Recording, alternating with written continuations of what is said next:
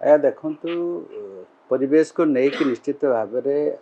आम सरकार आसला केमती अधिका आम संरक्षण करवा प्रत्येक क्षेत्र में जैव विविधता हो आपंकर परिवेश हो जहाँ भी हो जंगल परिवेश को आम केमती संरक्षण करवा से दिगरे सरकार चेष्टा किंतु विभिन्न समय रे जो प्रैक्टिस थिला विगत सरकार समय रे विभिन्न प्रकार इलीगली डिस्ट्रक्शन होता ताको केमती आम रोकवा से दिगरे सरकार एवं काम कर काली जो आपंकर ढेंकानाल डिविजन हिंदड़ ठारे जो दुख और परिताप विषय हाथी ताको जो फार्म मालिक आम पाखे जहाँ तथ्य अच्छी मारिकी पोती दिखाई एवं 3 जन को अरेस्ट कराई से